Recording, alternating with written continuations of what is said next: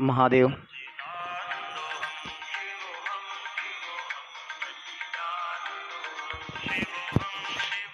आइए भगवान सच्चिदानंद का 2-3 मिनट नाम श्रवण करते हैं। मैंने मोबाइल में चलाया है, आप सभी लोग सुनिए। उसके बाद आज के क्रम में हम सभी लोग प्रवेश करते हैं।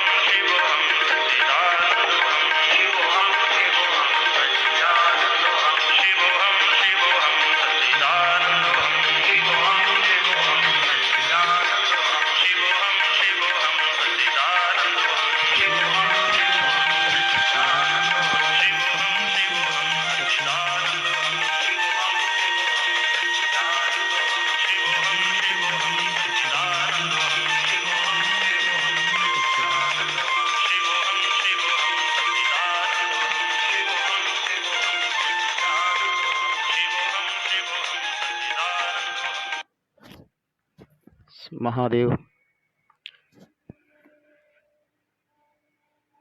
आइए आज हम सभी विष्णु पुराण के प्रथम अंश के समाप्ति की ओर चलें।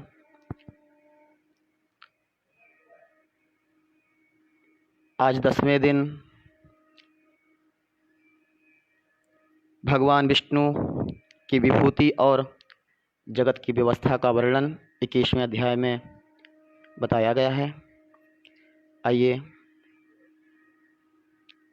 भगवान के दिव्य विभूति का वर्णन श्रवण करें, सुने। उसके पूर्व भगवान का श्री नाम। हरि ओम।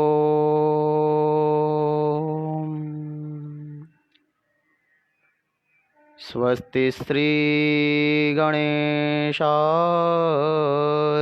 नमः।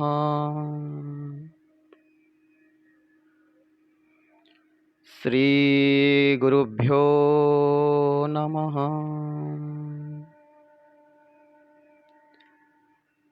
श्री सरस्वत्यै नमः।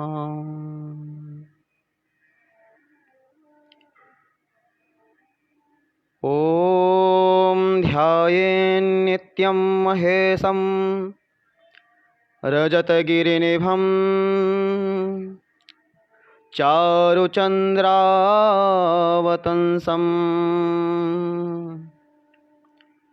रत्नाकल्पोज्ज्वलांगं परशुमृगवरा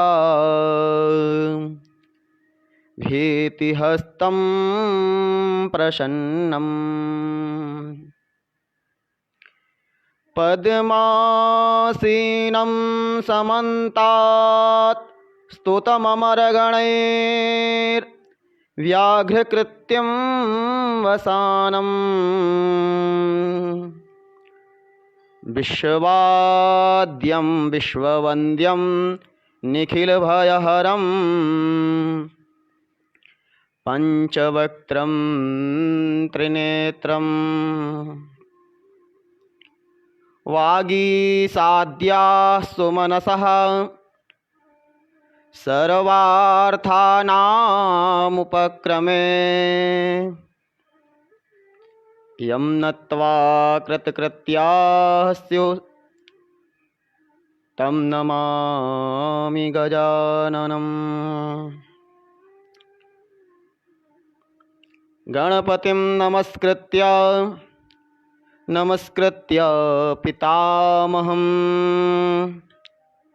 विष्णुं रुद्रं श्रियं देवीं वन्दे भक्त्या सरस्वती नमस्तुभ्यं वरदे कामरूपिणे विश्वरूपे विशालाक्षे विद्यां देहि सरस्वती।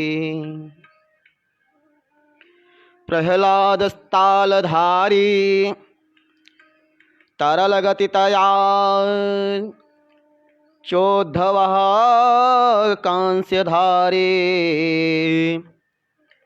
वीणाधारी सुरर्षिः स्वरकुशलतया रागकर्तार्जुनोऽभूत्। इन्द्रो वादीन् मृदङ्गं जय जय सुकराः कीर्तने ते कुमारा यत्राग्रे भाववक्ता सरसरचनया व्यासपुत्रो बभूव। जयतु जयतु देवो देवकी नन्दनोऽयं जयतु जयतु कृष्णो वृष्णिवंशप्रदीपः।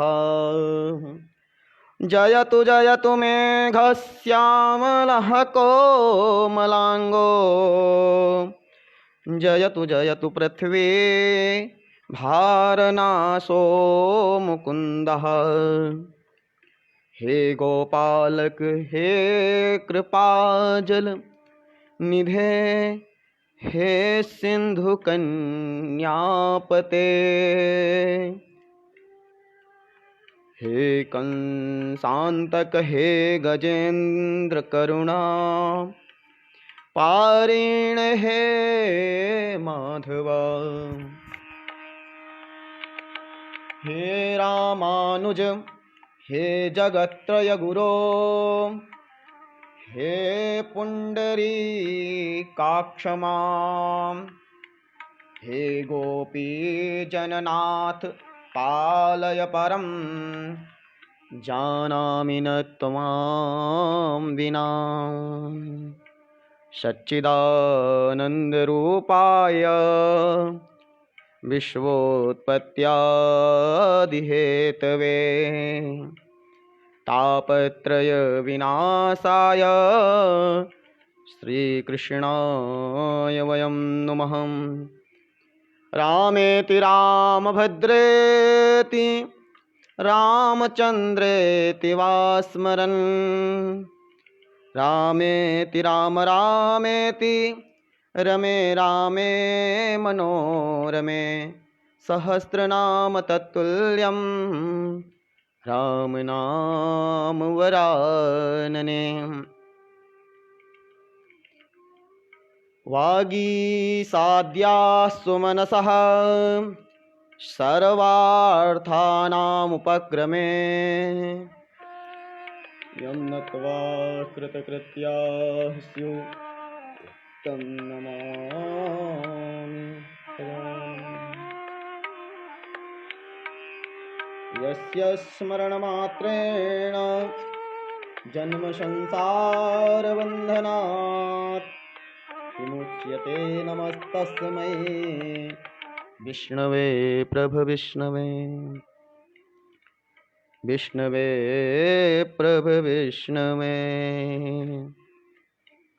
श्री कृष्ण गोविंद हरे मुरारे, हे नाथ नारायण वासुदेव। श्री कृष्ण गोविंद हरे मुरारे, हे नाथ नारायण वासुदेव। हे नाथ नारायण वासुदेव, हे नाथ नारायण वासुदेव। श्री कृष्ण गोविंद हरे मुरारे, हे नाथ नारायण वासुदेव, हे नाथ नारायण वासुदेव।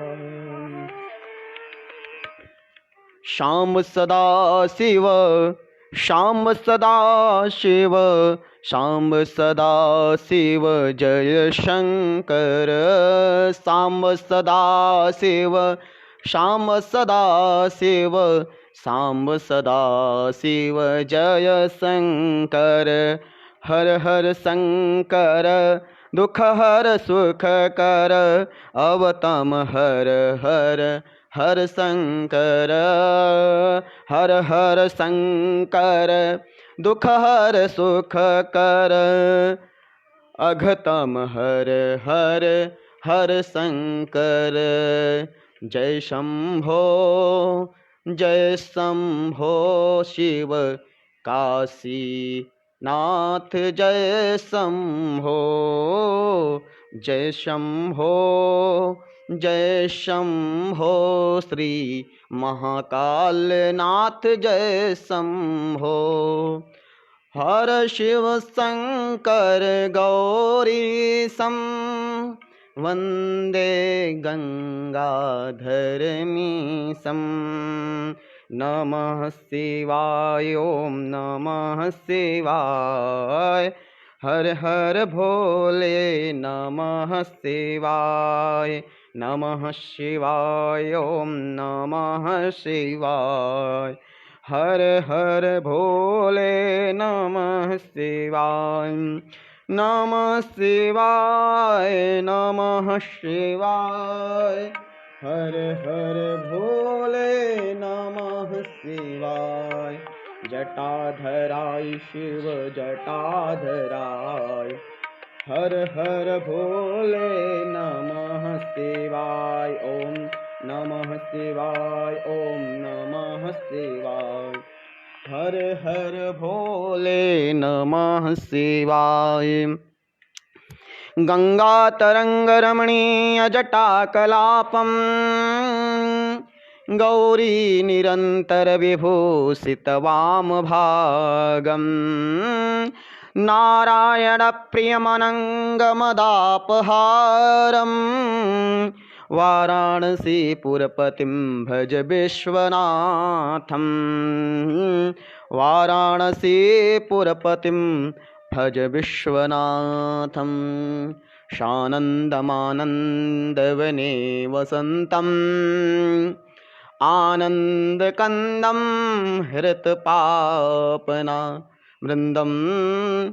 आनन्दकन्दं हृतपापवृन्दम्। श्रीद्वारिकानाथ मनाथ नाथं, श्रीवारणसीनाथ मनाथ नाथं। श्रीद्वारिकेशं शरणं प्रपद्ये, श्रीविश्वनाथं शरणं प्रपद्ये।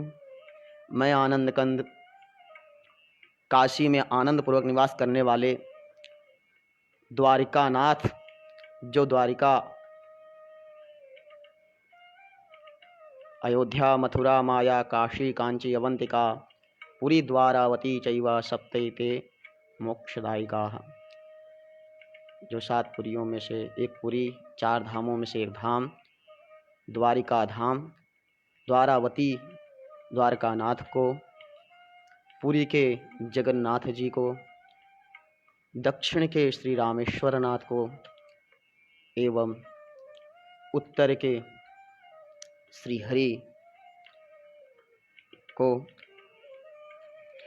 जो आनंद पूर्वक सदा निवास करते हैं सभी दिशाओं में, चारों धामों में, सभी तीर्थों में, एवं पाप समूह के जो नाशक हैं, जो आनंद के मूल हैं, अनाथों के नाथ हैं, जिनको काशीनाथ, विश्वनाथ एवं द्वारिकानाथ, जगन्नाथ के नामों से जाना जाता है, उनकी शरण लेता हूँ, उनको प्रणाम करता हूँ एवं अपने परम गुरु की वंदना करते हुए उनको कोटि कोटि दंडवत प्रणाम करते हुए, अपने गुरु को प्रणाम करते हुए, अपने माता पिता को प्रणाम करते हुए, आज विष्णु पुराण के 10वें दिन में हम सभी लोग प्रथम अंश की 22वें, 21वें और 22वें की वर्णन सुनने जा रहे हैं।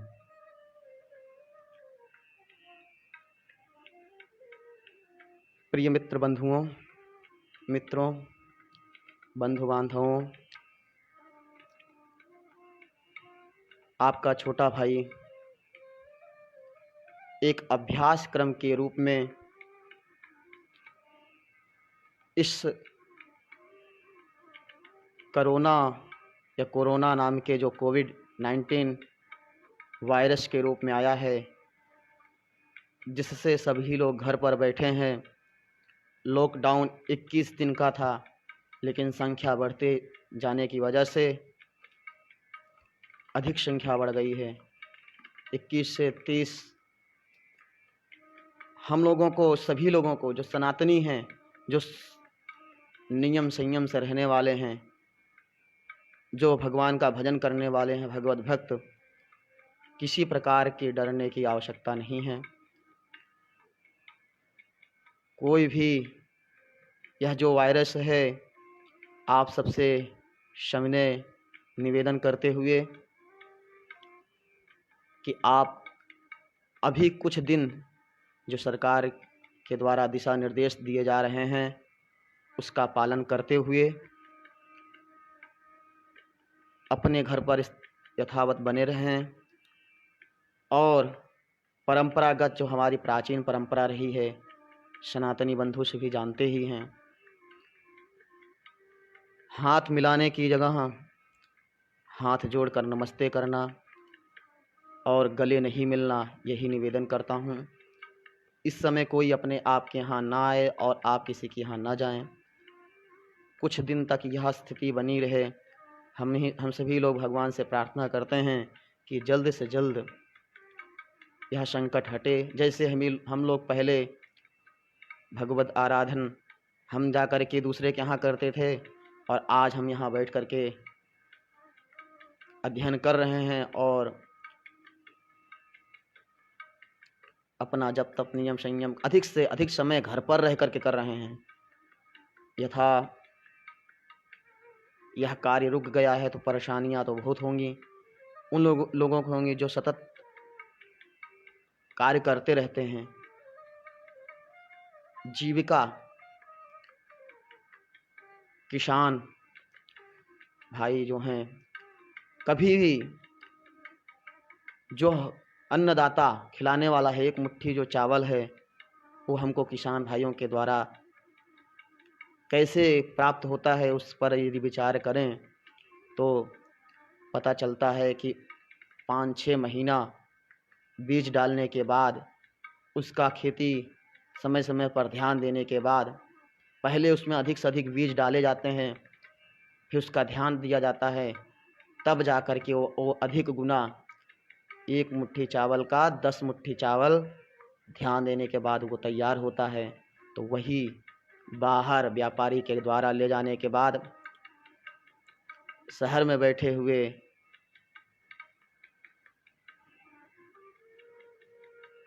जिन्होंने खेती का दर्शन नहीं किया उनको तैयार चावल प्राप्त होता है और वे बड़े भाव से खाते हैं। वे कार्यरत किसान भाई के लिए कभी भी उनका सुख दुख क्या है, वे सतत कार्य करते रहे हैं, उनको बैठने का अवसर नहीं होता है। आज यह समय बंद है, यदि उनको उनकी खेती न करने दिया जाए तो वे कष्ट का अनुभव करेंगे। व्यापारी यदि व्यापार न करे तो उसका रोक दिया जाए तो वह व्यापार करने में कष्ट का अनुभव करते हैं। जिनका अपना परिवार चलाना होता है, यदि वे इस समय नौकरी इत्यादि छोड़ करके घर बैठ जाएंगे तो उनको कष्ट का अनुभव होता है।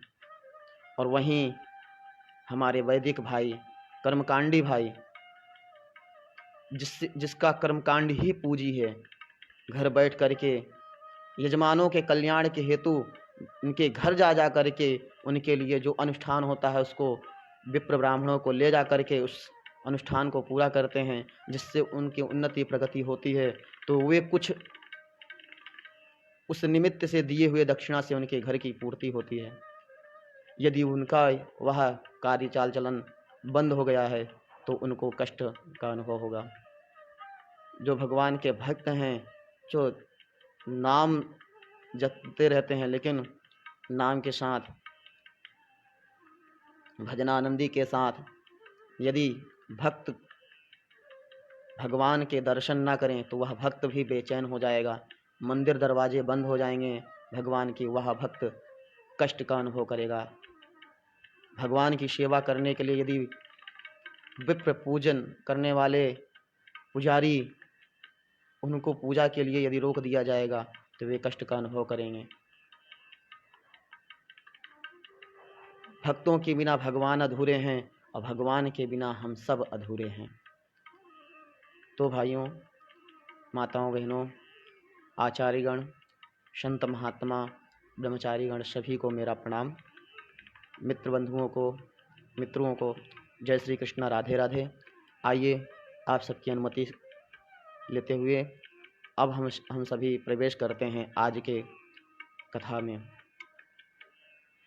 21वें अध्याय में हम सभी प्रवेश करते हैं, जिसमें बताया गया है कश्यप जी की अन्य स्त्रियों के वंश एवं मरुदगण की उत्पत्ति का वर्णन। श्री पराशर जी बोले,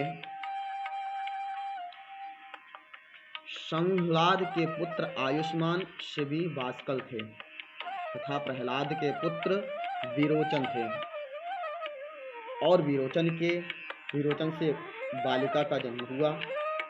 हे महामने, बालिके 6 पुत्र थे, बलि का जन्म हुआ। विरोचन से बलि, राजा बलि का आप सभी लोगों ने सुना होगा, जिसमें वामन अवतार होता है। तो बलि के 100 पुत्र थे, जिनमें बाणासुर सबसे बड़ा था। हिरण्याक्ष के पुत्र उत्कुर, शकुनी, भूत संतापन, महानाभ, महाबाहु तथा कालनाभ आदि सभी महाबलवान थे।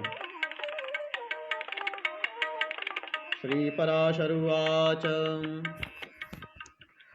संहलाद पुत्र आयुष्मान क्षिभिर्वाष्कल एव च, विरोचनस्तु प्रह्लादिर बलिर्जज्ञे विरोचनात्।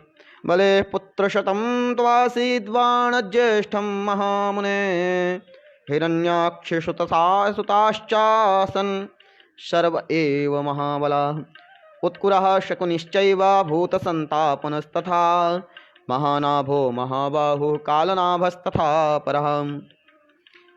कश्यप जी की एक दूसरी स्त्री दनु के पुत्र द्विमूर्धा, शंबर, अयोमुख, शंकुशिरा, कपिल, शंकर, एकचक्र, महाबाहु, तारक, महाबल, स्वरभानु, वृषपर्वा, महाबली, पुलोम और परम पराक्रमी विप्रचित्ति थे। ये सब दनु के पुत्र विख्यात हैं।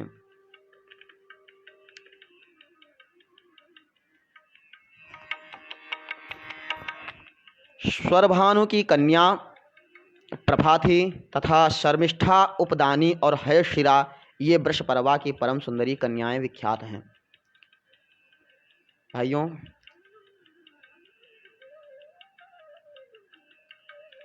हम सभी कश्यप जी के जो अन्य स्त्रियों से जिनके नाम सुन रहे हैं वो दिति और अदिति के दैत्य और देव के वर्णन सुन रहे हैं। देवताओं का वर्णन पूर्व में आ चुका है, ऋषि मुनियों का वर्णन आया, अदिति के पुत्रों का वर्णन आया। अब जो दिति के दैत्य में जो महाभक्त प्रहलाद हुए, उनके दैत्यों के परंपरा में ये सारे बलि आदि, बाणासुर आदि महान महान दैत्य जो हुए हैं,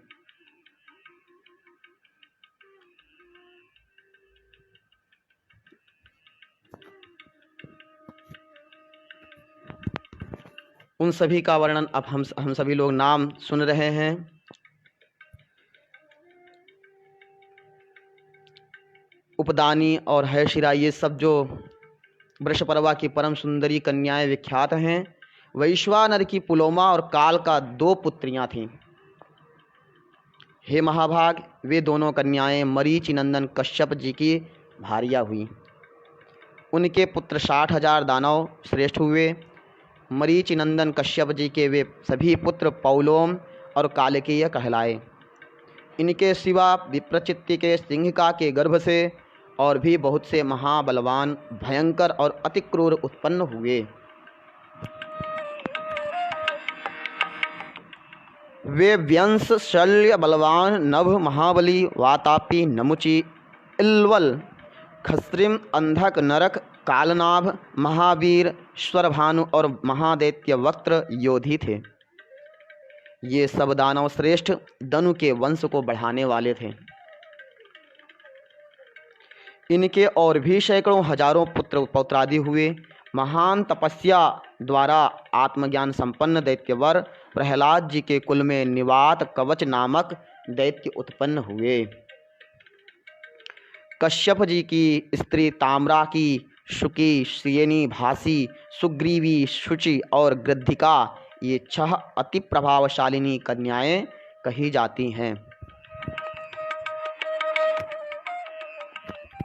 शुकी से शुक, उलूक एवं उलूकों के प्रतिपक्षी काक आदि उत्पन्न हुए तथा श्येनी से श्येन, बाज, भासी से भास और गृद्धिका से गृद्धों का जन्म हुआ।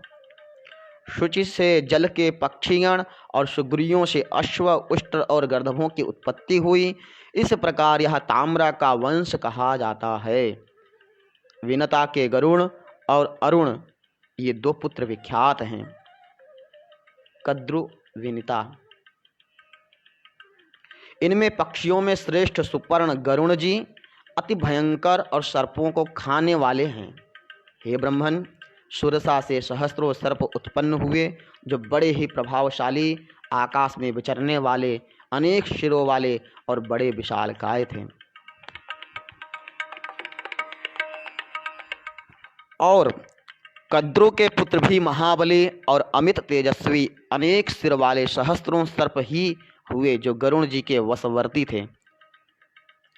गरुण जी सभी सर्पों को खाने वाले हैं। और जो कद्रु से महान महान विशालकाय सर्प हुए वे गरुण जी के वश में रहते थे। उनमें से शेष, वासुकी, तक्षक, शंखस्वेत, महापद्म, कंबल, अश्वतर, एलापुत्र, नाग, करकोटक, धनंजय तथा और भी अनेक उग्र विषधर एवं काटने वाले सर्प प्रधान हैं। क्रोधवशा के पुत्र क्रोधवशगण हैं। वे सभी बड़ी बड़ी दाढ़ों वाले, भयंकर और कच्चा मांस खाने वाले जलचर, स्थलचर और एवं पक्षीगण हैं। महाबली पिशाचों को भी क्रोधा ने ही जन्म दिया है। सुरभि से गौ और महिष आदि की उत्पत्ति हुई तथा इरा से वृक्ष, लता, बेल और सब प्रकार के तृण उत्पन्न हुए। खसा ने यक्ष और राक्षसों को, मुनि ने अप्सराओं को तथा अरिष्टा ने अति समर्थ गंधर्वों को जन्म दिया। ये सब स्थावर जंगम कश्यप जी की संतान हुए। इनके और भी सैकड़ों हजारों पुत्र पौत्र आदि हुए।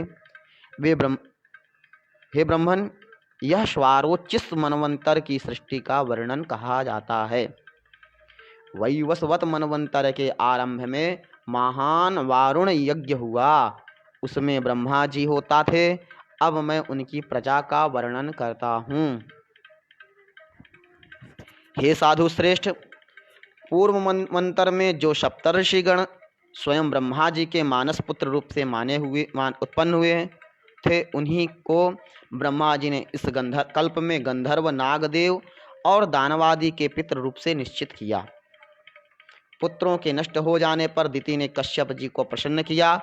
उसकी सम्यक आराधना से संतुष्ट हो तपस्वियों में श्रेष्ठ कश्यप जी उसे वर देकर प्रसन्न किया। उस समय उसने इंद्र के वध करने में समर्थ एक अति तेजस्वी पुत्र का वर मांगा।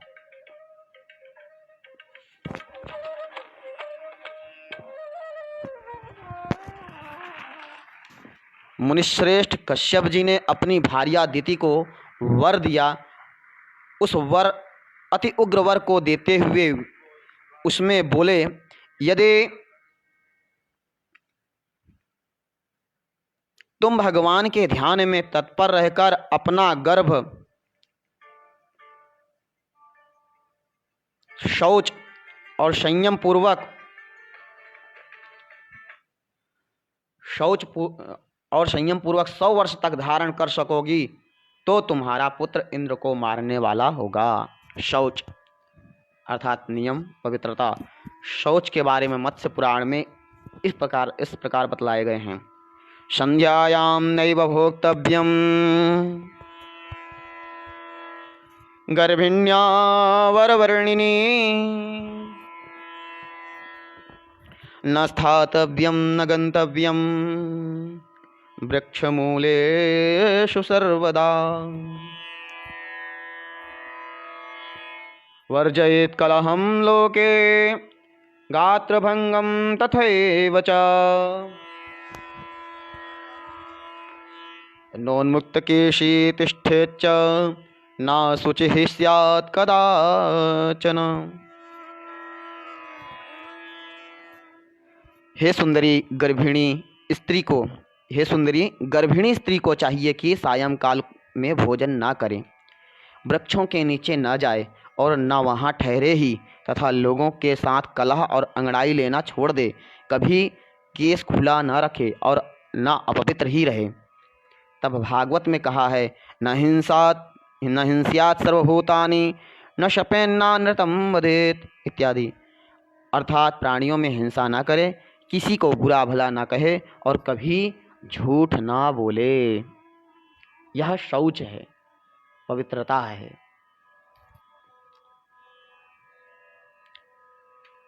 संयम पूर्वक वर्ष तक अगर ये जो शौच आदि संयम पूर्वक रहता है, वो 100 वर्ष तक धारण कर सकोगी तो तुम्हारा पुत्र इंद्र को मारने वाला होगा। ऐसे 100 साल तक नियम पवित्रता यदि रखा तो तुम्हारा पुत्र इंद्र को मारने वाला होगा। ऐसा कहकर मुनि कश्यप जी ने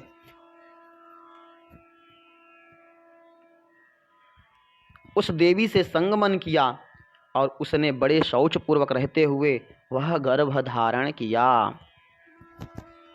उस गर्भ को अपने वध का कारण जान देवराज इंद्र भी विनय पूर्वक उसकी सेवा करने के लिए आ गए।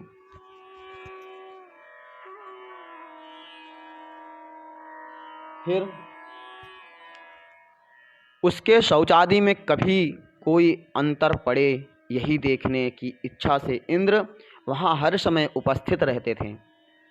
अंत में 100 वर्ष में कुछ भी कमी रहने पर उन्होंने एक अंतर देख ही लिया। एक दिन दिति बिना चरण शुद्ध किए ही अपनी सैया पर लेट गई। उस समय निद्रा ने उसे घेर लिया। तब इंद्र हाथ में वज्र लेकर उसकी कुक्षी में घुस गए और उस महागर्भ के 7 टुकड़े कर डाले। इस प्रकार वज्र से पीड़ित होने से वह गर्भ जोर जोर से रोने लगा। इंद्र ने उससे पुनः कहा कि मत रो, किंतु जब वह गर्भ 7 भागों में विभक्त हो गया और फिर भी न मरा तो इंद्र ने अत्यंत कुपित हो अपने शत्रु विनाशक वज्र से एक एक के 7 टुकड़े और कर दिए। वे ही अति वेगवान मरुत नामक देवता हुए।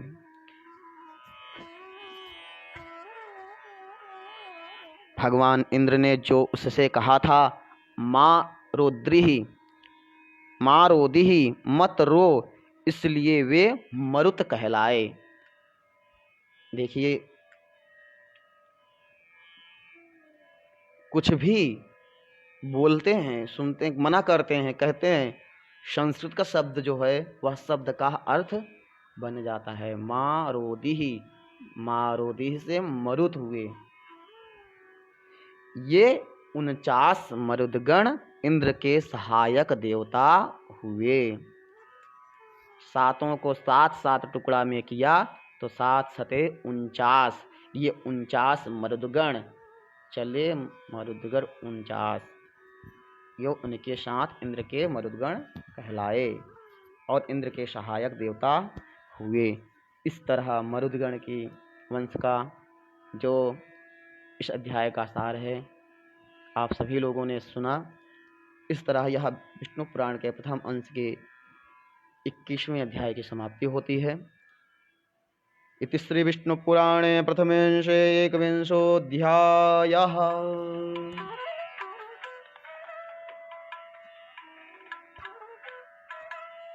अब 22वें अध्याय में प्रवेश करते हैं। 22वें अध्याय में बहुत ही सुंदर इस जगत की व्यवस्था का वर्णन बताया गया है,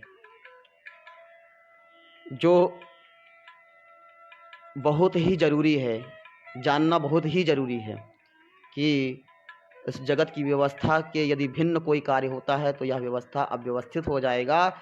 उसी का परिणाम ये होगा कि सभी लोग इससे कष्ट प्राप्त करेंगे। भगवान विष्णु की विभूति के बारे में भी बताया गया है। आइए 5-6 मिनट के लिए हम सभी लोग गुरु जी का स्मरण मोबाइल के माध्यम से सुनते हैं। 5 मिनट के लिए हम विराम रखते हैं। आप सब लाइन में बने रहिए। ये 22वां अध्याय है। उसके बाद यह पूरा ये प्रथम अंश का समाप्त आज होगा। उसके बाद हम अपना कुछ विचार आप सबके सामने प्रकट करेंगे।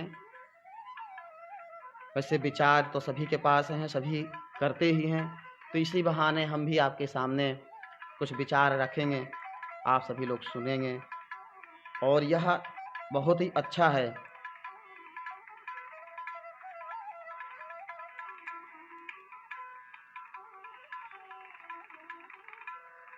आइए 7 मिनट का इस गुरु वचन को, भजन को सुने।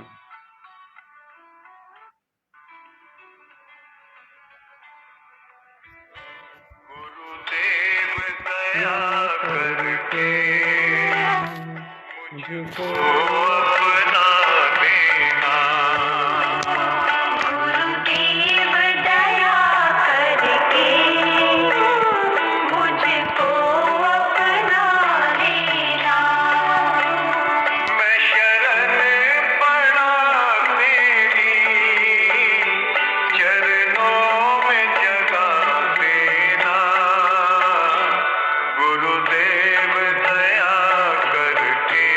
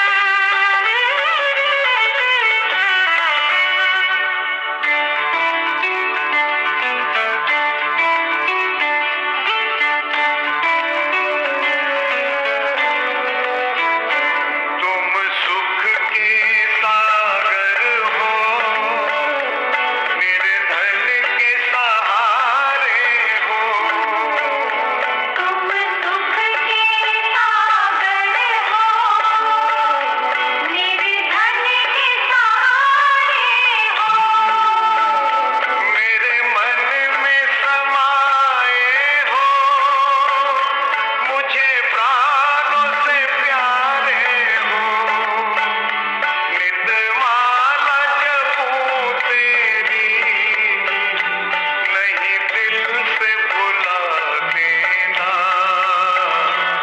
गुरुदेव दया करके मुझको अपना लेना। गुरुदेव दया करके मुझको अपना लेना।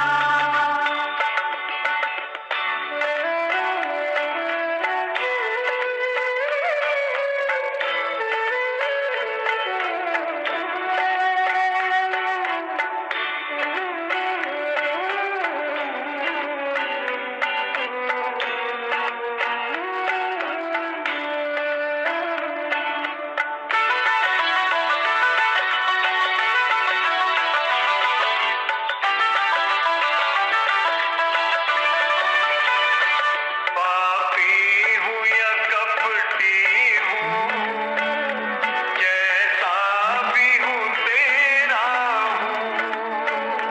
पापी हूँ या कपटी हूँ, जैसा भी हूँ तेरा हूँ। घर बार छोड़ कर मैं जीवन से खेला हूँ, दुख का मारा हूँ मैं, मेरे दुखड़े मिटा देना। गुरुदेव दया करके मुझको अपना लेना। गुरुदेव दया करके मुझको अपना लेना।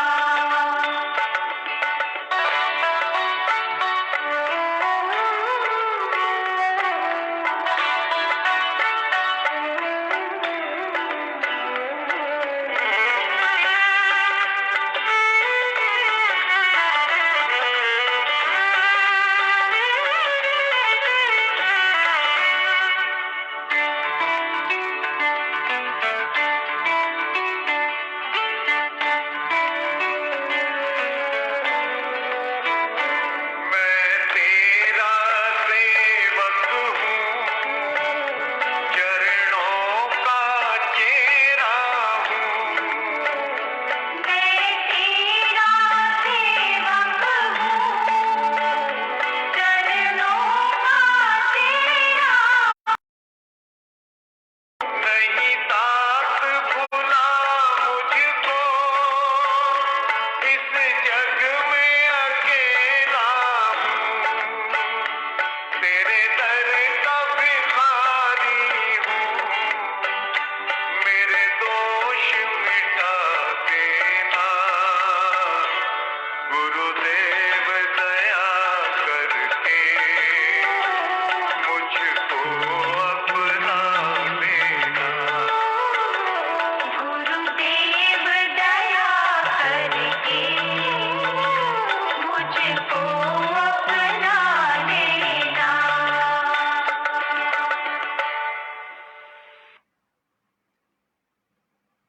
आप सभी लोगों ने सुना।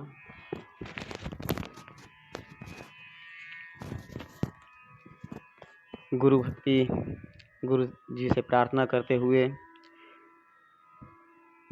गुरु जी दया करके आप हमें अपना लेना। गुरु चरणाम्बुज निर्भर भक्तः, संसाराद चिराद भव मुक्तः। गुरु चरणों की ही कृपा से सब कुछ मिलता है। नवधा भक्ति के बारे में आप सभी लोग जानते हैं। तो किन्हीं भक्तों ने नवधा की भक्ति के बारे में बताया। श्रवण कीर्तन नाम जप, पद अर्चन पुनिवंद, दास सखा कृत समर्पण, श्री गुरुदेव संबंध। गुरुदेव के ही कृपा से यह नवधा भक्ति जानने को मिलता है। श्रीमद्भागवत में भी बताया गया है, श्रवणम कीर्तनम विष्णोः स्मरणं पादसेवनम् अर्चनम वंदनम दास्यम सख्यम आत्मनिवेदनम। भगवान विष्णु के गुणों और उनकी लीलाओं का श्रवण, कीर्तन, नाम का स्मरण, चरण सेवन, पूजन, वंदन, दास्य, इनके में से सख्य भाव उनके सम्मुख आत्मनिवेदन करना, यह 9 प्रकार की भक्ति है जो पुष्टि मार्गीय तनुजा भक्ति के अंतर्गत आती है। तो आइए गुरु के चरणों में प्रणाम करते हुए अब हम ही सभी श्री विष्णु पुराण के 22वें अध्याय में प्रवेश करते हैं। अथ 22वाध्यायः। श्रीपराशरुवाच।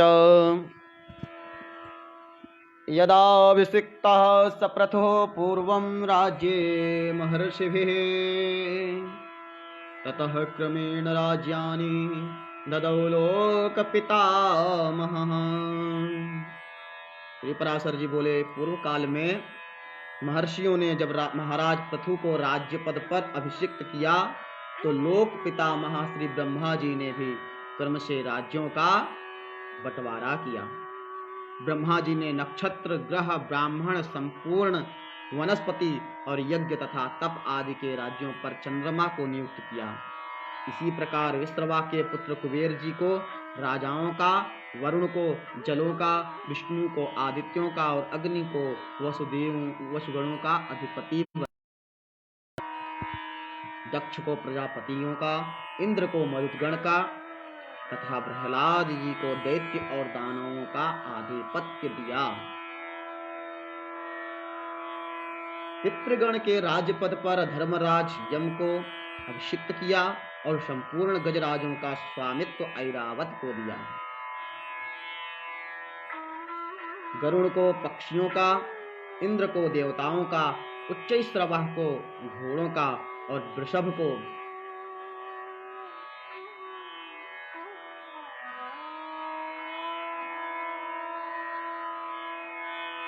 गौओं का आधिपत्य दिया, अधिपति बनाया।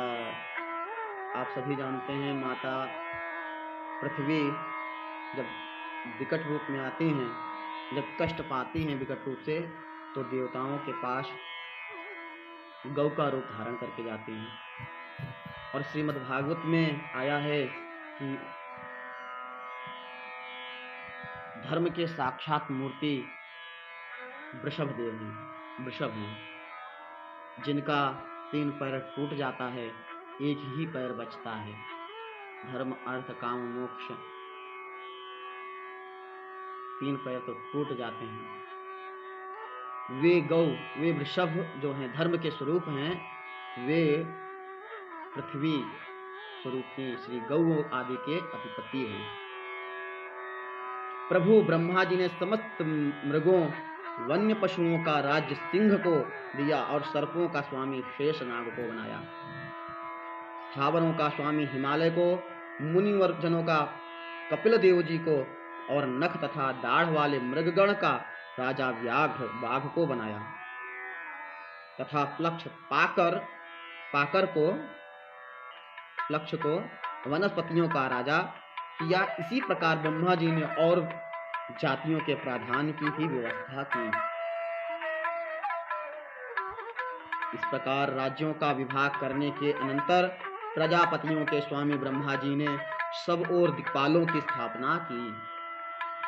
उन्होंने पूर्व दिशा में वैराज प्रजापति के पुत्र राजा सुधन्वा को दिक्पाल पद पर अभिषिक्त किया तथा दक्षिण दिशा में कर्दम प्रजापति के पुत्र राजा शंख पद की नियुक्ति की। कभी च्युत न होने वाले रजस पुत्र महात्मा केतुमान को उन्होंने पश्चिम दिशा में स्थापित किया और पर्जन्य प्रजापति के पुत्र अति दुर्धर्ष राजा हिरण्यरोमा को उत्तर दिशा में अभिषिक्त किया। वे आज तक 7 द्वीप और अनेकों नगरों से युक्त इस संपूर्ण पृथ्वी का अपने अपने विभागानुसार धर्म पूर्वक पालन करते हैं।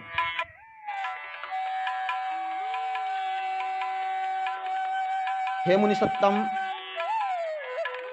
ये तथा अन्य भी जो संपूर्ण राजा लोग हैं, वे सभी विश्व के पालन में प्रवृत्त परमात्मा श्री विष्णु भगवान के विभूति रूप हैं। ये भवस्यन्ति ये भूता सर्वे भूतेश्वरा द्विजा ते सर्वभूतस्य विष्णोरंसा द्विजोत्तम। हे द्विजोत्तम, जो जो भूताधिपति पहले हो गए हैं और जो जो आगे होंगे वे सभी सर्वभूत भगवान विष्णु के अंश हैं। जो जो भी देवताओं, दैत्यों, दानवों और मांस भोजियों के अधिपति हैं, जो जो पशुओं में पक्षियों, मनुष्यों, सर्पों और नागों के अधिनायक हैं, जो जो वृक्षों, पर्वतों और अवग्रहों के स्वामी हैं, तथा और भी भूत, भविष्यत एवं वर्तमान कालिक जितने भूतेश्वर हैं, वे सभी सर्वभूत भगवान विष्णु के अंश से उत्पन्न हुए हैं। हे महाप्राज्य, सृष्टि के पालन कार्य में प्रवृत्त सर्वेश्वर श्री हरि को छोड़कर और किसी में भी पालन करने की शक्ति नहीं है। रजः और सत्वादि गुणों के आश्रय से वे सनातन प्रभु ही जगत की रचना के समय रचना करते हैं, स्थिति के समय पालन करते हैं और अंत समय में काल रूप से संहार करते हैं। वे जनार्दन 4 विभाग से सृष्टि के और 4 विभाग से ही स्थिति के समय रहते हैं तथा 4 रूप धारण करके ही अंत में प्रलय करते हैं। चतुर्विभागः संसृष्टौ चतुर्धा संस्थितः कलौ प्रलयं च करोत्यन्ते चतुर्भेदो जनार्दनः। एकेनांशेन ब्रह्मासो भवत्यव्यक्तमूर्तिमान् मरीचिर्मिश्राः पतयः प्रजानां चान्यभागसः। वे जनार्दन 4 विभाग से सृष्टि के, 4 विभाग से स्थिति के और 4 विभाग से अंत में प्रलय करते हैं। एक अंश से वे अव्यक्त स्वरूप है ब्रह्म होते हैं, दूसरे अंश से मरीच और प्रजापति होते हैं, तीसरा अंश काल है और चौथा संपूर्ण प्राणी। इस प्रकार वे रजोगुण विशिष्ट होकर 4 प्रकार से सृष्टि के समय स्थित होते हैं। फिर वे पुरुषोत्तम सत्व गुण का आश्रय लेकर जगत की स्थिति करते हैं। उस समय वे एक अंश से विष्णु होकर पालन करते हैं, दूसरे अंश से विष्णु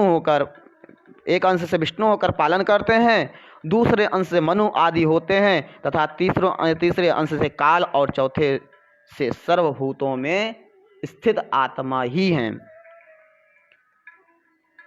तथा अंत काल में वे अजन्मा भगवान तमोगुण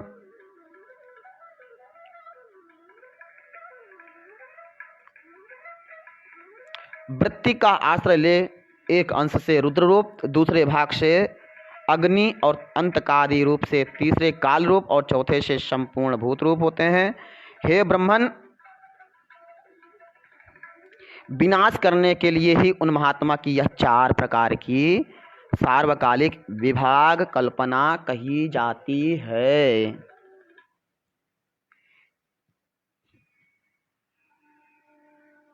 ब्रह्मा, दक्ष आदि प्रजापतिगण, काल तथा समस्त प्राणी, ये श्री हरि की विभूतियाँ जगत की सृष्टि की कारण हैं। हे द्विज, विष्णु, मनु और आदि काल और समस्त भूतगण ये समस्त की स्थिति के कारणभूत कारण रूप भगवान विष्णु की विभूतियाँ हैं तथा रुद्र, काल, अंत कादि और सकल जीव श्री जनार्दन की ये 4 विभूतियाँ प्रलय की कारण रूप हैं। जगदादौ तथा मध्ये सृष्टिरा प्रलया द्विज धात्रा मरीचिमिश्रैश्च क्रियते जंतुभिस्तथा। हे द्विज, जगत के आदि और मध्य में तथा प्रलय पर्यंत भी ब्रह्मा, मरीच आदि तथा भिन्न भिन्न जीवों से ही सृष्टि हुआ करती है। सृष्टि के आरंभ में पहले ब्रह्मा जी की रचना करते हैं, फिर मरीच की, मरीच आदि की प्रजापतिगण और फिर तदनंतर समस्त जीव फिर क्षण क्षण में संतान उत्पन्न करते रहते हैं। हे द्विज, काल के बिना ब्रह्मा, प्रजापति एवं अन्य समस्त प्राणी भी सृष्टि रचना नहीं कर सकते। अतः भगवान काल रूप विष्णु ही सर्वदा सृष्टि के कारण हैं। हे मैत्रेय, इसी प्रकार जगत की स्थिति और प्रलय में भी उन देव देव के चार चार विभाग बताए जाते हैं। हे द्विज, जिस किसी जीव द्वारा जो कुछ भी रचना की जाती है, उस उत्पन्न हुए जीव की उत्पत्ति में सर्वथा श्री हरि का शरीर ही कारण है। हे मैत्रेय, इसी प्रकार जो कोई स्थावरम जंगमम बहुत जटिल है, जो भूतों में से किसी को नष्ट करता है, वह नाश करने वाला भी श्री जनार्दन का अंतकारक रौद्र रूप ही है।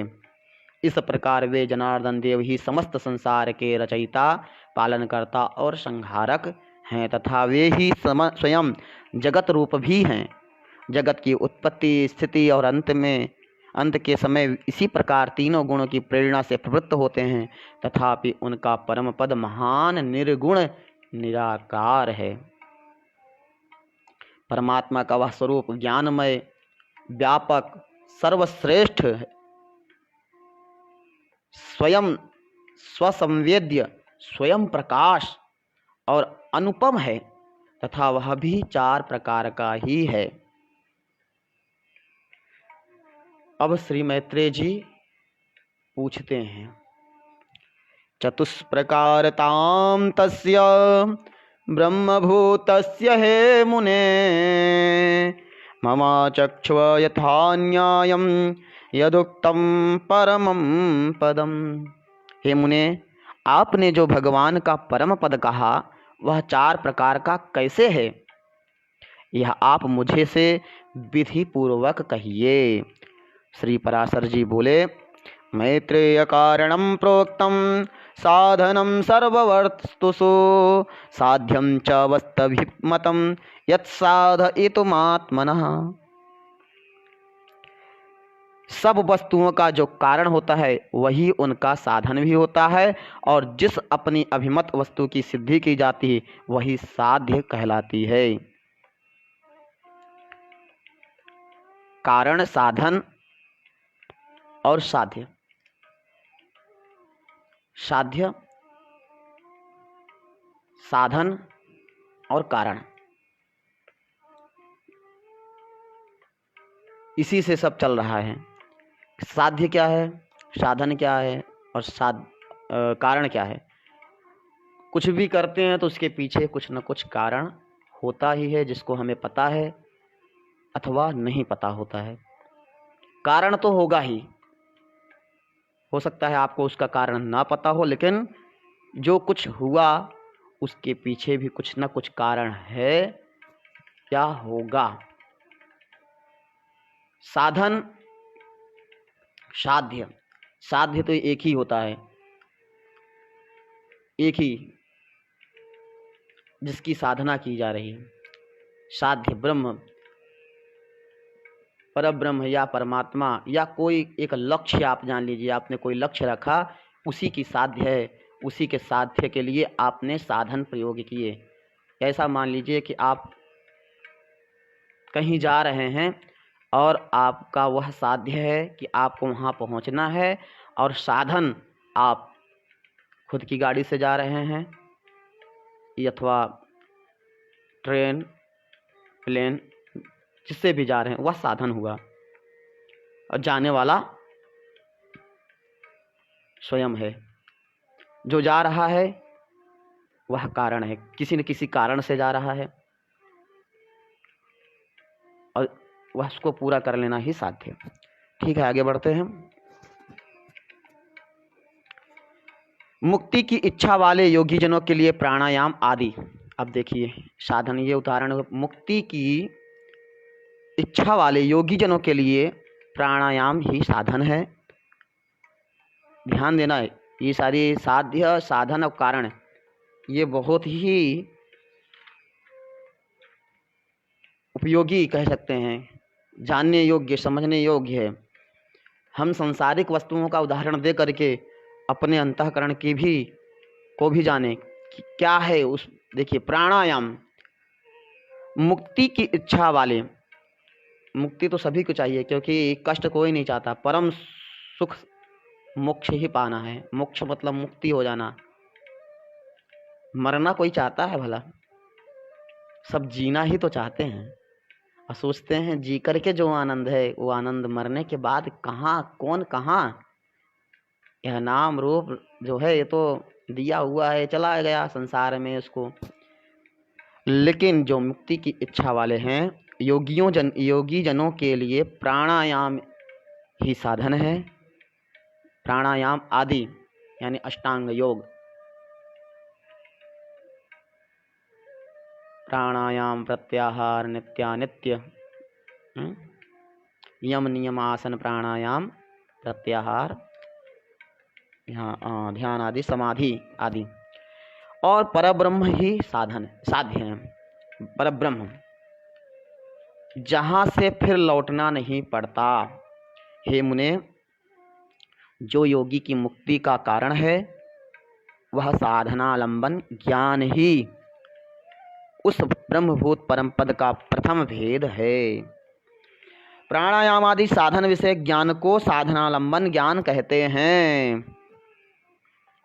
क्लेश बंधन से मुक्त होने के लिए योगाभ्यासी योगी का साध्य रूप जो ब्रह्म है, हे महामुने, उनका ज्ञान ही आलंबन विज्ञान नामक दूसरा भेद है। साधनालंबन किसको? प्राणायाम आदि जो है,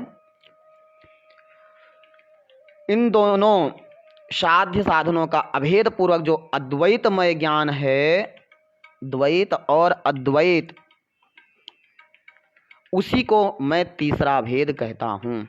और हे महामुने, उक्त तीनों प्रकार के ज्ञान की विशेषता का निराकरण करने पर अनुभव हुए आत्मस्वरूप के समान ज्ञान स्वरूप भगवान विष्णु का जो निर्व्यापार अनिर्वचनीय व्याप्ति मात्र अनुपम आत्मबोध स्वरूप सत्ता मात्र अलक्षण शांत अभय शुद्ध भावनातीत और आश्रयहीन रूप है, वह ब्रह्म नामक ज्ञान उसका चौथा भेद है।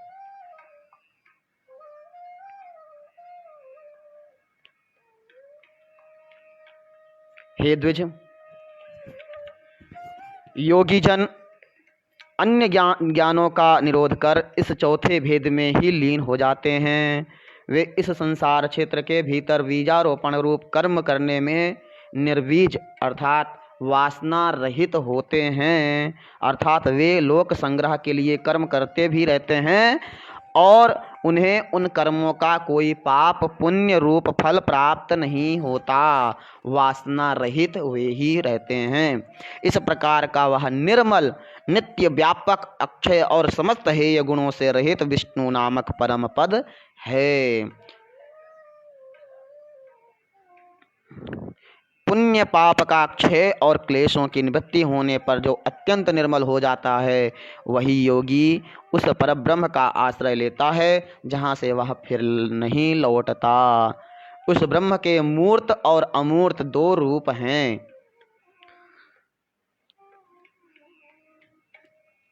जो क्षर और अक्षर रूप से समस्त प्राणियों में स्थित हैं। अक्षर ही वह परब्रह्म है और क्षर संपूर्ण जगत है। जिस प्रकार एक दिशीय अग्नि का प्रकाश सर्वत्र फैला रहता है, उसी प्रकार यह संपूर्ण जगत परब्रह्म की ही शक्ति है। हे मैत्रेय, अग्नि की निकटता और दूरता के भेद से जिस प्रकार उसमें इसके प्रकाश में ही भी अधिकता और न्यूनता का भेद रहता है, उसी प्रकार ब्रह्मा की शक्तियों में भी तारतम्य है। हे ब्रह्मन, ब्रह्मा विष्णु और शिव ब्रह्मा की प्रधान शक्तियां हैं। उनसे न्यून देवगण हैं तथा उनके अनंतर दक्ष आदि प्रजापतिगण हैं। उनसे भी न्यून मनुष्य पशु पक्षी मृग और सरीसृपादि तथा उनसे भी अत्यंत न्यून वृक्ष गुल्म और लता आदि हैं। तदेतदक्षरं नित्यं जगन्मुनिवराखिलम् आविर्भाव तिरोभाव जन्मना सविकल्पवत् जन्म और नाश आदि विकल्प युक्त भी यह संपूर्ण जगत वास्तव में नित्य और अक्षय ही है।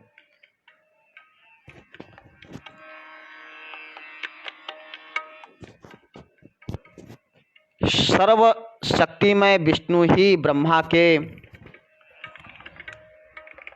परस्वरूप तथा मूर्त रूप हैं, जिनका योगी जन योगारंभ के पूर्व चिंतन करते हैं।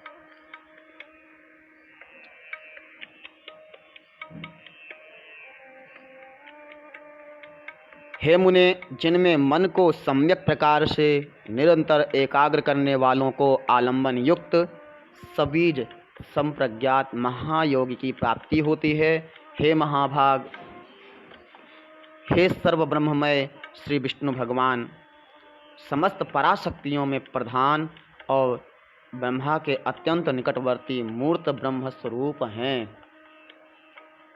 हे मुने, उन्हीं में यह संपूर्ण जगत ओतप्रोत है, उन्हीं से उत्पन्न हुआ है, उन्हीं में स्थित है और स्वयं वे ही समस्त जगत हैं।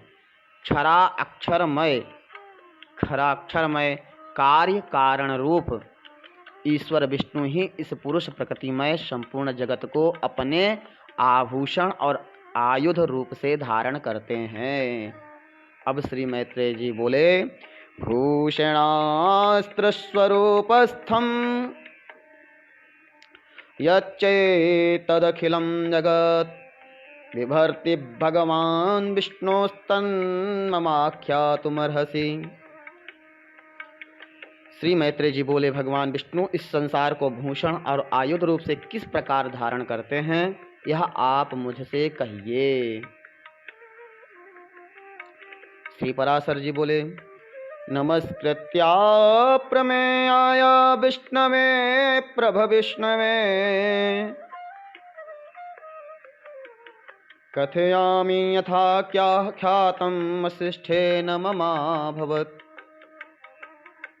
आत्मानमस्य जगतो निर्लेपमगुणो गुडालमलं बिभर्ति कौस्तुभमणिस्वरूपं भगवान हरिः।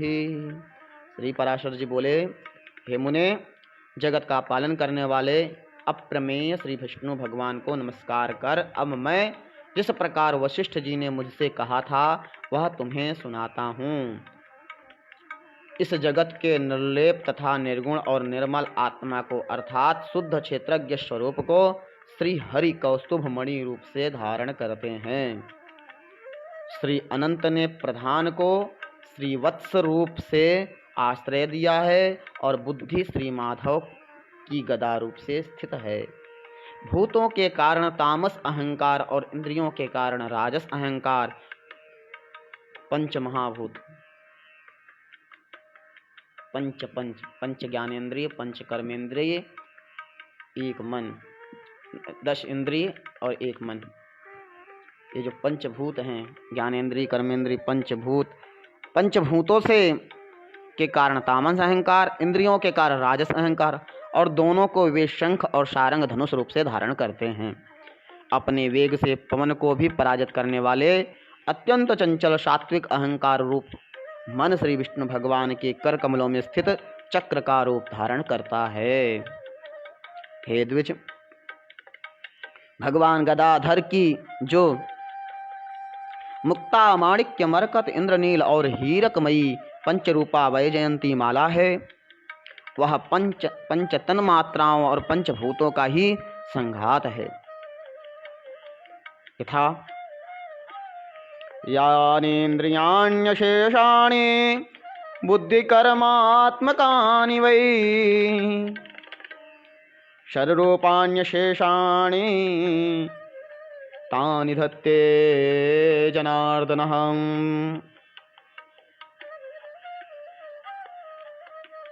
जो ज्ञान और कर्ममयी इंद्रियां हैं, उन सब को श्री जनार्दन भगवान बाण रूप से धारण करते हैं।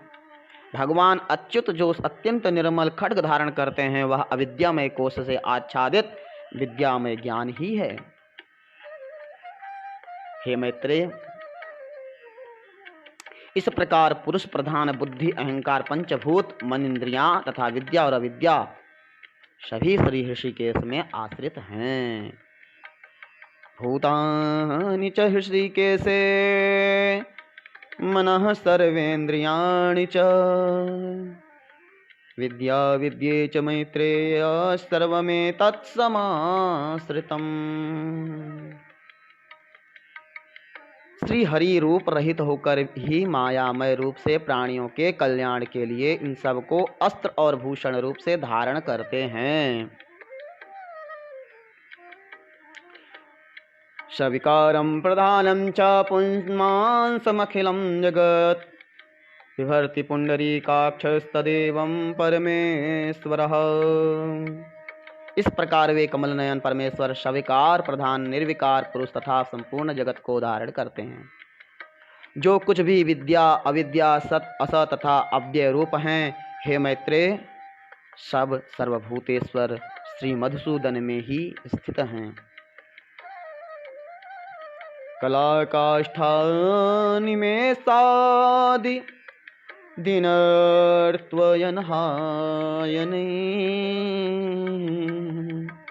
कालस्वरूपो भगवान् पापो हरिरव्ययः।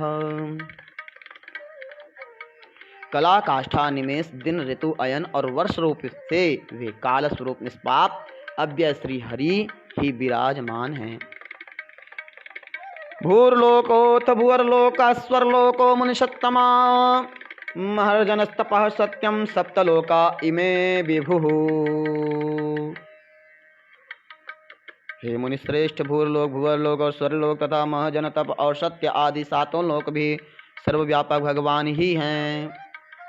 सभी पूर्वजों के पूर्वज तथा समस्त विद्याओं के आधार श्री हरि ही स्वयं लोकमय स्वरूप से स्थित हैं। निराकार और सर्वेश्वर श्री अनंत ही भूत स्वरूप होकर देव मनुष्य और पशु आदि नाना रूपों में से स्थित हैं।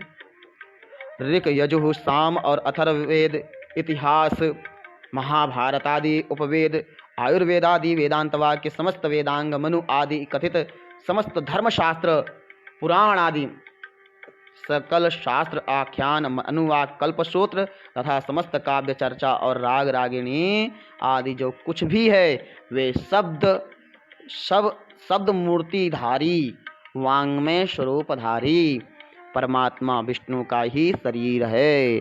इस लोक में अथवा कहीं और भी जितने मूर्त अमूर्त पदार्थ हैं वे सब उन्हीं का शरीर हैं। अहम हरिः सर्वमिदं जनार्दनो नान्यत्ततः कारणकार्यजातम्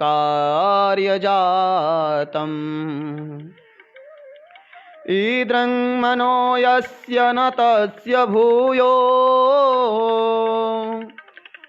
भवोद्भवाद्वन्द्वगता भवन्ति। मैं तथा यह संपूर्ण जगत जनार्दन श्री हरि ही हैं, उनसे भिन्न और कुछ भी कार्य कारण आदि नहीं है। जिसके चित्त में ऐसी भावना है उसे फिर भी देहजन्य राग द्वेष आदि द्वंद्व रूप रोग की प्राप्ति नहीं होती।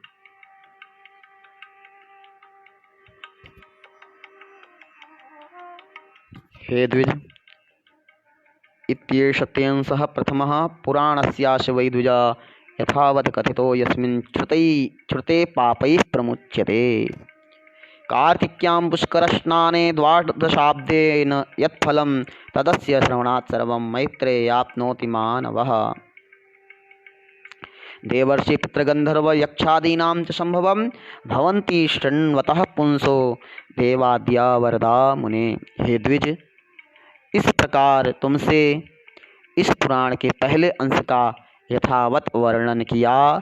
इसका श्रवण करने से मनुष्य समस्त पापों से मुक्त हो जाता है। हे मैत्रेय, 12 वर्ष तक कार्तिक मास में पुष्कर क्षेत्र में स्नान करने से जो फल होता है वह सब मनुष्य को इसके श्रवण मात्र से मिल जाता है। हे मुने, देवर्षि पितृन गंधर्व यक्षादीनां च सम्भवम् भवन्ति शृण्वतः पुंसो देवाद्या वरदा मुने। हे मुने, देवर्षि, गंधर्व, पितृ और यक्ष आदि की उत्पत्ति का श्रवण करने वाले पुरुष को वे देवादि वरदायक हो जाते हैं। श्री विष्णु पुराणे इति श्री विष्णु पुराणे प्रथमेंशे द्वाविंशोऽध्यायः। श्री विष्णु चरण कमलार्पणमस्तु। इस तरह श्री विष्णु पुराण के प्रथम अंश के साथ 22वें अध्याय की समाप्ति और श्री पराशर इति श्री पराशर मुनि विरचिते श्री विष्णु परत्व निर्णायके श्रीमती विष्णु महापुराणे प्रथमोंसः समाप्तः। श्री पराशर मुनि शक्तिं च तत्पुत्र पराशरंच, ब्रह्मा जी के परंपरागत मानस पुत्र श्री वशिष्ठ जी के पुत्र, शक्ति के पुत्र श्री पराशर जी द्वारा रचित यह विष्णु पुराण के प्रथम अंश की समाप्ति होती है। जय श्री हरि। हरये नमः, हरये नमः, हरये नमः। हरे राम राम राम हरे हरे, हरे कृष्ण कृष्ण कृष्ण हरे हरे, हरे राम राम राम हरे हरे, हरे कृष्ण कृष्ण कृष्ण हरे हरे, हरे राम राम राम हरे हरे, हरे कृष्ण कृष्ण कृष्ण हरे हरे, हरे राम राम राम हरे हरे। बोलिए श्रीमन्नारायण भगवान की जय, नर नारायण भगवान की जय, श्री विष्णु भगवान की जय, श्री द्वारिकाधीश की जय, श्री सद्गुरुदेव भगवान की जय, श्री राधे रानी सरकार की जय, श्री वृंदावन बिहारी लाल की जय, श्री यमुना महारानी की जय, नर्मदा मैया की जय, गंगा मैया की जय, सत्य सनातन धर्म की जय, गौ माता की जय, नमः पार्वती पतये, हर हर हर महादेव हर। अस्तु। अब कल हम सभी लोग द्वितीय अंश में प्रवेश करते हैं। द्वितीय अंश के पहले अध्याय में राजा प्रियव्रत के वंश का वर्णन है। अभी हम सब लोग धीरे धीरे अच्छे जानकारियाँ प्राप्त करेंगे, भगवान नाम के महात्म्य का वर्णन भी सुनेंगे और बहुत सारी चीज़ें पुराणों के अंदर छिपी हुई हैं जो रहस्यात्मक हैं।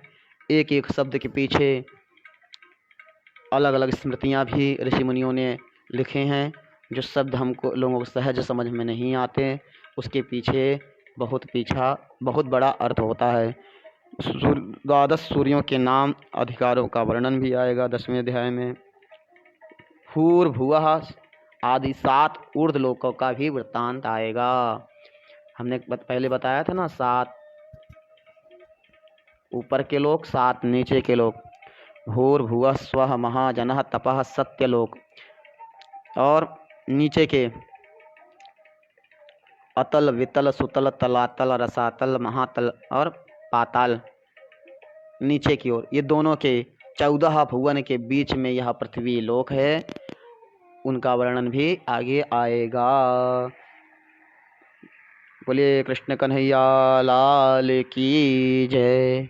आज के श्री विष्णु पुराण के यहीं पर प्रथम अंश की समाप्ति के साथ यहीं पर विश्राम लेते हैं। आइए थोड़ी विशेष चर्चा करते हैं। देखें कौन लोग सुन रहे थे।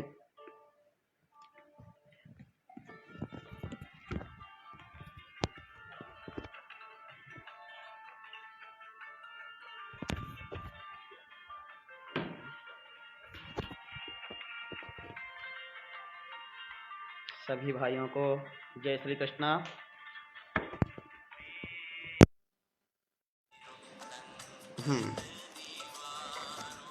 अब हमने ईयरफोन निकाल दिया है। अब मैं देख पा रहा हूँ, मुझे अथर्व पराशर जी, जय महाकाल भैया, आप सुन रहे हैं। आप कैसे हैं? और हाँ, आपने कमेंट किया है, भाई ये चश्मा तो निकालने अभद्र लग रहा है। बहुत बहुत धन्यवाद भैया। यहाँ पर एक मेरे छोटे भाई हैं, बोले चश्मा लगा लीजिए। हम ऐसे भी शौकीन नहीं हैं चश्मा के, लेकिन उनके कहने के अनुसार हमने चश्मा लगा लिया था शुरुआत में, लेकिन आपने बताया, आपका बहुत बहुत धन्यवाद। आपका छोटा ही भाई हूँ, किसी प्रकार की त्रुटि हो जाए तो क्षमा करना भैया। अतुल श्याम जी सुन रहे हैं। अतुल श्याम जी, राधे राधे, जय श्री कृष्णा।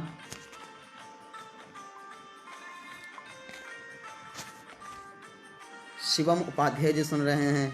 उपाध्याय जी, राधे राधे, जय श्री राम। मुकेश यादव जी सुन रहे हैं। मुकेश यादव जी, जय श्री राम। हितेश भाई सुन रहे हैं। महादेव, हर हर, राधे राधे। शौजी भट्ट जी सुन रहे हैं। जय द्वारकाधीश शौजी भाई। पुरोहित प्रकाश जी सुन रहे हैं। प्रकाश भाई, जय द्वारकाधीश। सुरेश उपाध्याय जी सुन रहे हैं। जय द्वारकाधीश उपाध्याय जी। शुक्ला राधे सुन रहे हैं। राधे राधे शुक्ला जी। हर्ष जोशी सुन रहे हैं। हर्ष जोशी जी, जय श्री राम, हर हर महादेव। अनिरुद्ध उपाध्याय जी सुन रहे हैं। हर हर महादेव, जय शंकर। शशि शर्मा जी सुन रही हैं। हर हर महादेव, जय श्री कृष्णा। हिमांशु पंड्या जी सुन रहे हैं। जय श्री कृष्णा, हर हर महादेव। कपिल मुनि जी सुन रहे हैं। जय श्री हरि, हर हर महादेव। राधे राधे, जय श्री कृष्णा। अखिलेश पांडे जी सुन रहे हैं। जय शंकर, हर हर महादेव भैया। आपने कमेंट किया है, क्या बात है, बहुत सुंदर कार्य।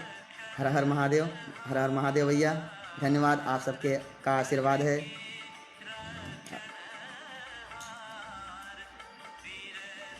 आपका स्नेह प्यार सदा बना रहे, आपका आशीर्वाद बना रहे भैया।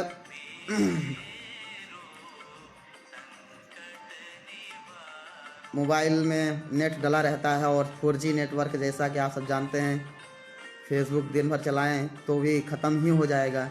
और कुछ करना तो है नहीं, बैठे रहना है। मोबाइल में फेसबुक है, व्हाट्सअप है। व्हाट्सअप में कुछ अच्छी बातें आती हैं तो उसको देख रहे हैं, पढ़ रहे हैं। और फेसबुक में देख रहे हैं, फेसबुक में तो बहुत सारी चीज़ें ऐसी हैं जिसका कोई अर्थ नहीं निकलता है। मुझे यहाँ तक लगता है जो संस्कृत के ग्रुप हैं वो बहुत अच्छे हैं। संस्कृत रसास्वादः, संस्कृतम भारतम नाम का डॉक्टर प्रोफेसर आदि झा जी महोदय जी हैं, वे सब बहुत अच्छा कार्य कर रहे हैं। वहाँ पर सही उपयोग होता है, परंतु देश धर्म की और देश हित के लिए जब बात आती है तो देखते हैं कि देश हित का कार्य जो कह रहे हैं वही कितना पालन करते हैं। ठीक है, आज देख रहे हैं देश कितना विकास कर चुका है, सब समझ सकते हैं। और झूठी गुणगान गाने वाले भी बहुत लोग हैं, क्या कहें। उनके गुणगान गाने से विकास नहीं हो रहा है।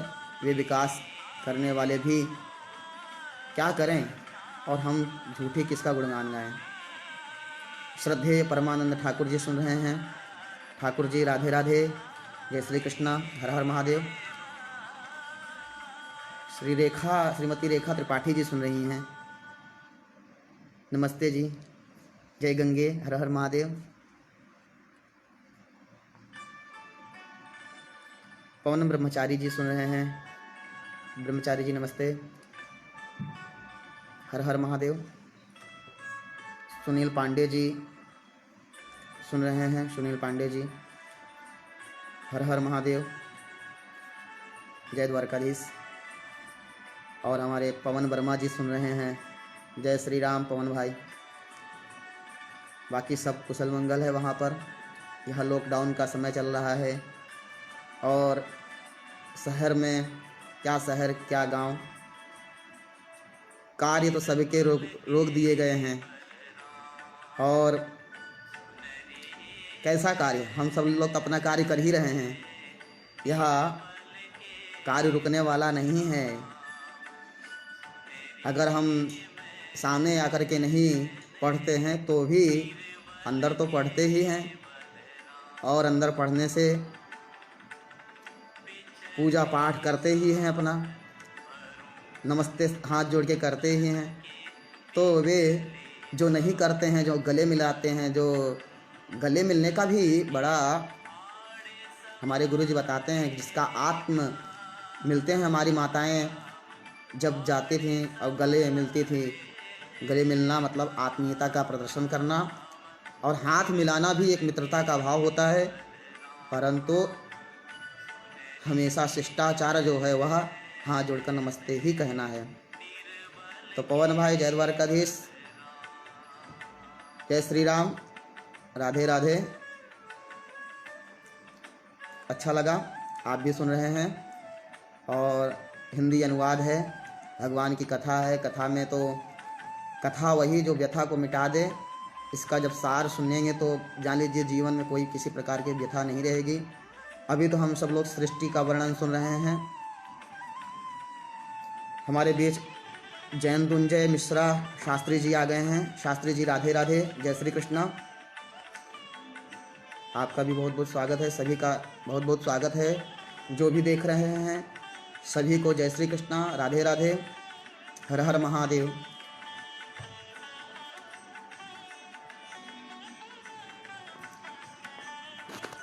अब विचार का विषय यदि कोई दे तो उस पर विचार अपना व्यक्त किया जाए। पुराण के ऊपर 18 पुराण व्यास जी ने रचे हैं, विस्तार किए हैं। व्यास जो ब्रह्मा जी के मानस पुत्र हैं, जिसके अंदर सभी पुराणों में सर्ग पुराण के लक्षण क्या हैं, हम सभी लोगों ने पहले दिन सुना है।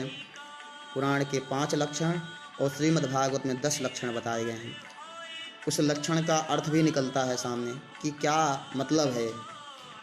जब हम कुछ भी सुनते हैं तो उसके पहले हम जानते हैं कि यह इसको सुनने से क्या मिलेगा।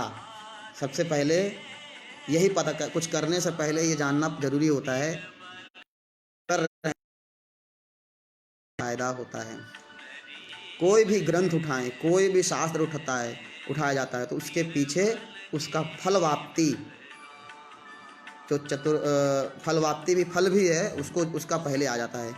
उसका अधिकारी कौन है, पढ़ने का अधिकारी, और उसका फल क्या होगा। तो बहुत फल है। पहले तो जिज्ञासा होना चाहिए। जिज्ञासा होकर के जब हम पढ़ते हैं तो उसका सही हमको रुचि बढ़ता है। रुचि से उसके सही शब्दों का अर्थ भाव निकल के आते हैं। नहीं तो बिना भाव के पढ़ेंगे तो अच्छी बात भी कड़वी लगेगी। जैसे जिसके मन में भगवान के प्रति प्रेम ही ना हो, उसको भगवान के गुणगान सुनाओ तो वो अच्छा नहीं लगता। जैसे अभी प्रहलाद चरित्र में हम लोगों ने 2 दिन पहले सुना, तो हिरण्यकशिपु का ही पुत्र, किसका पुत्र प्रिय नहीं होता है। माता पिता का हर पुत्र प्रिय ही होता है, और सबके पुत्र के पिता सब प्रिय होते हैं। परंतु उसका पिता दैत्य और पुत्र हो गया भक्त, और वह शत्रु हो गया। अच्छी बातें एक भी अच्छा ना लगे। अगर वो कुछ बोले इसको मारो मारो, इसको भगाओ यहाँ से, क्या बात बोल रहा है ये तो मेरा शत्रु है। तो जैसे जब दुर्बुद्धि आ जाता है तो ऐसे ही सही बात क्या है जो कल्याणवाचक शब्द हैं वे अच्छे नहीं लगते हैं। इसी के साथ आज के वीडियो की समाप्ति करते हैं और आप सबकी अनुमति चाहते हैं।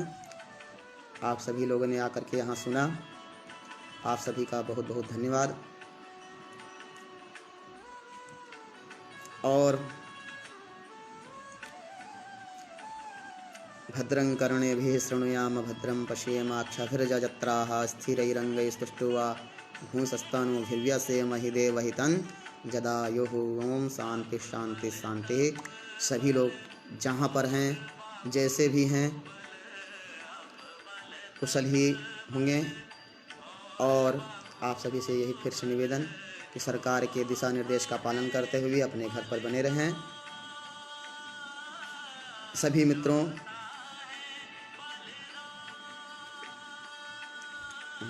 हमारे बीच उमेश पाठक जी आ गए हैं। उमेश पाठक जी, राधे राधे।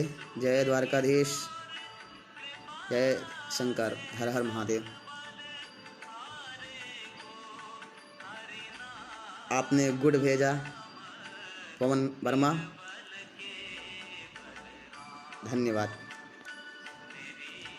ठीक है, अब फिर आप कल मिलते हैं। कल दूसरे अंश में पहले अध्याय से प्रवेश करते हैं श्री विष्णु पुराण में।